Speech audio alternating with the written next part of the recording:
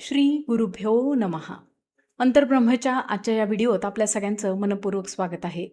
मंगलम या व्हिडिओ सिरीजच्या अंतर्गत मंगलम या ऑनलाईन कार्यशाळेमध्ये निरनिराळ्या व्यक्तींनी विचारलेले जीवनाविषयक अतिशय महत्त्वाचे प्रश्न मी आपल्यासमोर आणते आहे.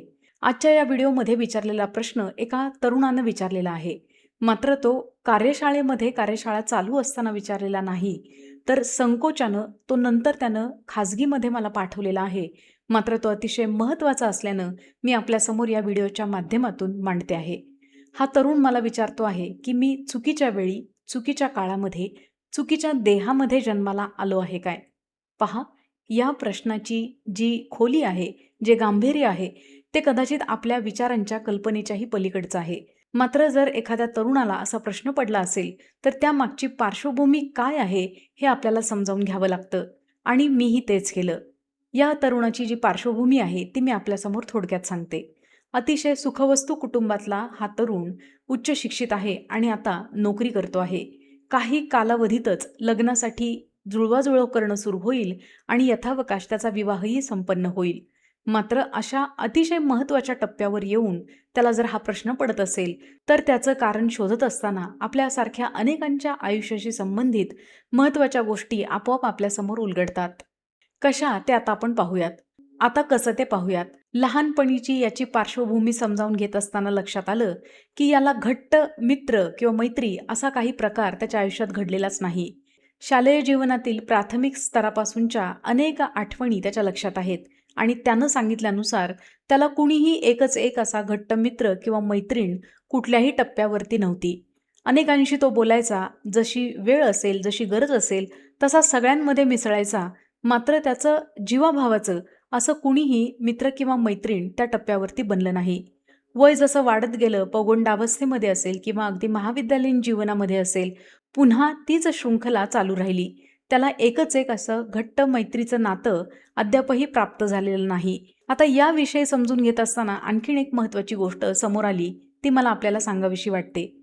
तो ज्या वयामध्ये आहे त्या वयाच्या इतर ज्या व्यक्ती असतील, मुलं असतील किंवा मुली असतील, त्यांच्यापेक्षा त्याची जी जाणीव आहे किंवा त्याचं जे अंडरस्टँडिंग आहे, त्याची विचार करण्याची जी पद्धत आहे, ती थोडीशी प्रौढ स्थितीकडे जाणारी आहे.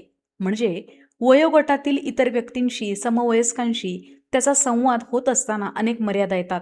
मात्र त्याच्यापेक्षा वयानं मोठ्या असलेल्या, अनुभवानं मोठ्या असलेल्या व्यक्तींच्या बरोबर तो अतिशय सहजपणे मिसळतो आणि त्याला त्यांचा सहवास, त्यांचा संवाद हवाहवासा वाटतो. त्याच्या वयोगटातील इतर मित्रमैत्रिणी आयुष्याचा मनमुराद आनंद लुटत असताना याला तो आनंद लुटणं म्हणजे आयुष्य वाया घालवणं, वेळ वाया घालवणं असं वाटतं आहे. बघा, अशी जर दोन टोकं असतील आणि या दोन टोकांवर दोन वेगळ्या व्यक्ती उभ्या असतील, तर त्यांच्यामध्ये मैत्री कशी व्हावी? घनिष्ठ मैत्री तर ही लांबची गोष्ट. शालेय जीवनामध्ये असताना त्याच्या वयाची इतर मंडळी, इतर मुलं ज्या पद्धतीनं वागत आहेत, त्यांचं वागणं या मुलाला खटकतं आहे आणि म्हणूनच कुणाशी त्याचं पटत नाही. आणि म्हणूनच इतर जे सहाध्यायी मित्रमंडळी आहेत ते त्याला त्यांच्या ग्रुपमध्ये, त्यांच्या गटामध्ये सहभागी देखील करून घेत नाहीत. तो इतरांपेक्षा वेगळा आहे किंवा त्याला काही कळतच नाही, अशी वेगवेगळी बिरुदं त्याला अगदी लहानपणापासून प्राप्त झालेली आहेत. आपण असे वेगळे का? आपल्याला का त्या सगळ्या गोष्टी पटत नाहीत किंवा इतरांना ज्याच्यामध्ये आनंद वाटतो आहे ती गोष्ट आपल्याला का खटकते? या असंख्य प्रश्नांच्या जाळ्यामध्ये या मुलाचा खूपसा वेळ गेलेला आहे. त्याच्या बाबतीत हे जे घडतं आहे ते फक्त मैत्रीच्याच बाबतीत मर्यादित नाही. त्याच्या वयाला साजेशा मुलांमध्ये ज्या आवडीनिवडी असतात, खाण्यापिण्याच्या असतील, फिरण्याच्या असतील, कपडे लत्ते घालण्याच्या असतील किंवा निरनिराळे गॅजेट्स वापरण्याच्या असतील, त्या आवडीनिवडींच्या अगदी विपरीत अशा या मुलाच्या आवडीनिवडी आहेत. त्यामुळे या नव्या पिढीशी संवाद साधत असताना बघा, हा तरुण आहे, त्याच पिढीचं प्रतिनिधित्व करतो आहे. मात्र तरी देखील बोलताना त्याच्या वाक्यांमध्ये या नव्या पिढीशी बोलत असताना मला घुसमटल्यासारखं होतं किंवा मला तो ताळमेळ साधता येत नाही आणि म्हणूनच त्याला असं वाटतं आहे की तो चुकीच्या वेळी, चुकीच्या देहात, चुकीच्या काळामध्ये जन्माला आलेला आहे. आपल्यापैकी अनेकांना हा अनुभव आला असेल. आपल्या वयापेक्षा आपलं जे शारीरिक वय आहे, बायोलॉजिकल जे एज आहे, त्याच्यापेक्षा काही व्यक्ती पुढे जाऊन थोडंसं प्रगल्भपणे विचार करताना दिसतात आणि मग आपण आश्चर्याने त्यांच्याकडे पाहतो. मात्र हे सगळं चालू असताना सुदैवानं त्याचा अभ्यासावरती कुठलाही परिणाम झालेला नाही आणि म्हणूनच तो योग्य शिक्षण घेऊ शकला. शिक्षण पूर्ण झाल्यानंतर नोकरीच्या टप्प्यावर पुन्हा तेच पहिले पाढे 55 जिथं तो नोकरी करत आहे त्या ठिकाणी इतर व्यक्ती जे आहेत, ज्याला आपण म्हणतो की वर्कप्लेस पॉलिटिक्स, याच पद्धतीच्या वातावरणामध्ये हा अतिशय मनस्वी जगणारा, स्वतःच्या आतमध्ये अतिशय अनुसंधान असलेला मुलगा जगतो आहे. याच्यातनं त्याचा जो काही त्रागा निर्माण होतो आहे, त्या त्राग्याला त्याला एकट्याला सहन करावं लागत आहे.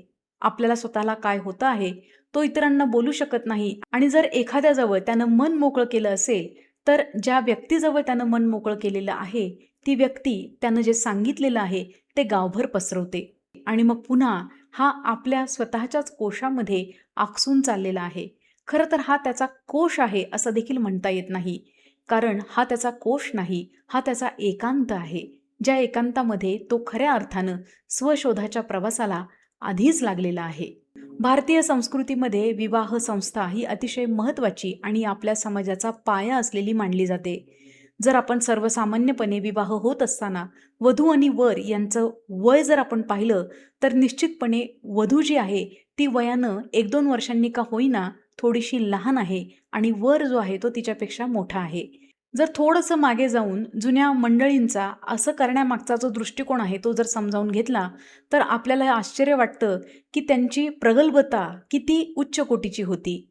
ते असं म्हणतात, एखाद्या स्त्रीचं वय ज्यावेळेला 18 किंवा 19 वर्षांचं असतं, त्यावेळेला तिची जी जाणीव आहे, तिची जी प्रगल्भता आहे, ती तिच्या शारीरिक वयापेक्षा 2 वर्ष अधिकची असते. त्याउलट मुलाचं जे शारीरिक वय आहे, त्या शारीरिक वयाच्या साधारणपणे 1 वर्ष ते 1.5 वर्ष तो थोडासा मागे असतो जाणिवा आणि प्रगल्भतेच्या दृष्टिकोनातून. त्यामुळे पती-पत्नी म्हणून सहजीवनामध्ये एकत्र येत असताना या दोन्हींचा सुवर्णमध्य साधला जातो आणि वधूचं वय हे वरापेक्षा थोडंसं कमी आणि वराचं वय हे वधूपेक्षा थोडंसं जास्त असा तो सुवर्णमध्य आहे. आता याला काही शास्त्रीय आधार आहे की नाही, हा वेगळा संशोधनाचा भाग आहे. मात्र तरी देखील आपण जर पाहिलं, आपल्या कुटुंबामध्ये मुलगा आणि मुलगी एकत्र वाढत असतील, तर मुली ज्या आहेत त्या तुलनेनं लवकर प्रगल्भतेकडे जाताना दिसतात. आता याला कारण आपलं सांस्कृतिक किंवा कौटुंबिक वातावरण असंही आपण देऊ शकतो, तीही शक्यता आहे. आता या मुलापुरता जर विचार करायचा जर झाला, तर त्याला असं का वाटतं आहे? पुन्हा थोडंसं विस्तारून आपण या प्रश्नाकडे पाहूयात. या मुलाला आपण चुकीच्या काळात जन्माला आलो आहे असं जे वाटतं आहे, त्याचं कारण आहे समवयस्क मित्रमंडळी किंवा आजूबाजूचा त्याच्या वयाला साजेसा जो समूह आहे, तो ज्या पद्धतीनं विचार करतो आहे, ज्या पद्धतीनं वागतो आहे, त्या पद्धती आणि या मुलाच्या त्यानं स्वीकारलेल्या किंवा त्याला आवडत असणाऱ्या पद्धती याच्यामध्ये तफावत आहे, फारकत आहे. असं म्हणूयात जनरेशन गॅप आहे. समकालीन समूह एकाच दिशेनं चाललेला आहे, तिथे कुठेही कसलाही संघर्ष नाही. मात्र त्या प्रवाहाच्या विपरीत दिशेनं चाललेल्या एखाद्या जीवाला हा संघर्ष सहन केल्यावाचून पर्यायही नाही. आपण मराठीमधील एक गीत कधीतरी ऐकलं असेल किंवा त्याचे बोल आपल्या लक्षात असतील. एका तळ्यात होती बदके पिले अनेक, होते कुरूप वेडे पिल्लू तयात एक. हे कुरूप वेडं जे पिल्लू आहे ते जसजसं मोठं होत गेलं तसतसं त्याला कळलं की मी बदक नाही, मी राजहंस आहे. आपल्या आजूबाजूला असे असंख्य राजहंस आहेत की ज्यांना ते राजहंस आहेत याची कल्पनाच नाही.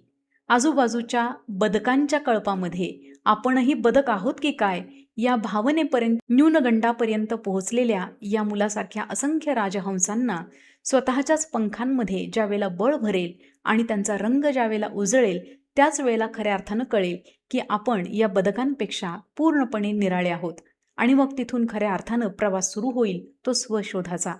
या मुलाच्या बाबतीमध्ये जे काही फ्रस्ट्रेशन आलं आहे, जो काही त्रागा त्याचा होतो आहे, त्या त्राग्याला काळ हे उत्तर आहे आणि त्याची व्यक्तिगत साधना, त्याचं शांत राहणं, तत्सम त्याला आवडणाऱ्या गोष्टी त्यानं करत राहणं हे अतिशय स्वाभाविक असं उत्तर आहे. मात्र ते करत असताना जो काही त्याचा संघर्ष होणार आहे, तो मात्र त्याला एकट्यानंच अनुभवायचा आहे.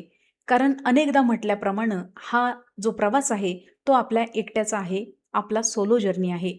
या प्रवासामध्ये आजूबाजूला आपल्याला वाटतील आपल्यासोबत कोणी माणसं चालत आहेत, सहप्रवासी आहेत, मात्र खऱ्या अर्थानं ते सहप्रवासी असतच नाही.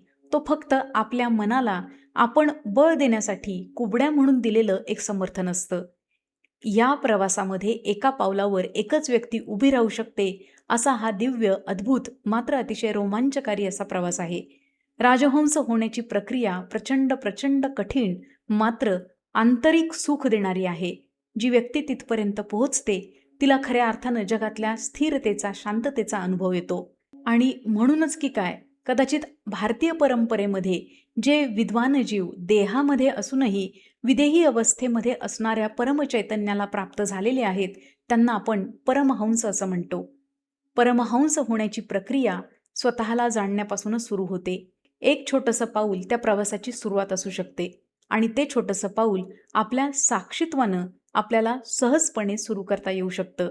आपल्या प्रत्येकाच्या आयुष्यामध्ये हा राजहंस होण्याचा आणि पुढे जाऊन परमहंस होण्यापर्यंतचा प्रवास लवकरात लवकर सुरू होवो आणि ज्यांचा आधीच हा प्रवास सुरू झालेला आहे त्यांनी आपल्या मार्गामध्ये अखंडपणे, अविरतपणे मार्गक्रमण करत राहो, अशी सदिच्छा आपल्या सगळ्यांच्या वतीनं सगळ्यांच्यासाठी सद्गुरूंच्या चरणी अर्पण करते आणि आज या व्हिडिओमध्ये इथेच थांबते. मंगलम या ऑनलाईन कार्यशाळेमध्ये सहभागी होण्यासाठी डिस्क्रिप्शनमध्ये दिलेल्या व्हॉट्सॲप क्रमांकावरती संपर्क करून आपण आपली नावनोंदणी लगेच करू शकता. पुन्हा भेटूयात असाच एक छानसा व्हिडिओ घेऊन. तोपर्यंत श्री स्वामी समर्थ.